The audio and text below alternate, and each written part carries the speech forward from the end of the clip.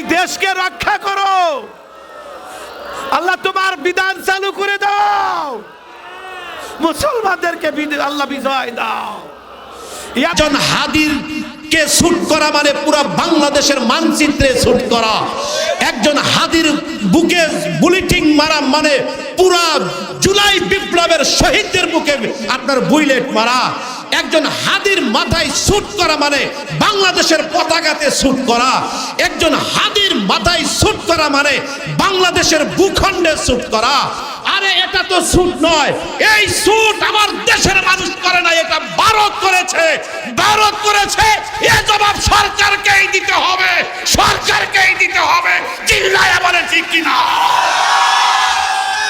হাদিকে শুট করে এই শুটকারী দুজন কিভাবে আপনার ময়মনসিংহের সীমান্ত দিয়ে পাড়ি দিল, এ জবাব তো ইউনূস সরকারকেই দিতে হবে। কথা বলেন ঠিক না ঠিক?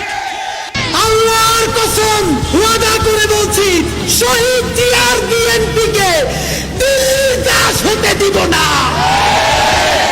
জামাতে ইসলামী স্পষ্ট মনে রাখেন, সাইদি নিজামীদের জামাতকে ভারতের দাবিদার হতে দিব না।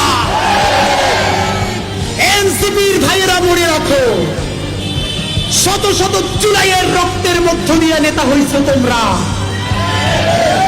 যদি এই জুলাইকে বেঁচে দিয়া দিল্লির দাসত্ব করে ক্ষমতায় আসতে চাও, হাসিনার চেয়েও ভয়ানক পরিণতি হবে।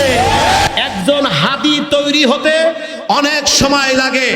একলা যে যা চাই দিয়া দাও, দুইটা হাত উঁচু করে আল্লাহকে ডাক দাও, ইয়া আল্লাহ, ডাকো ডাকো, ইয়া আল্লাহ, ইয়া আল্লাহ। আল্লাহ তুমি দিয়া দাও, আল্লাহ, আল্লাহ তুমি দিয়া দাও, আল্লাহ।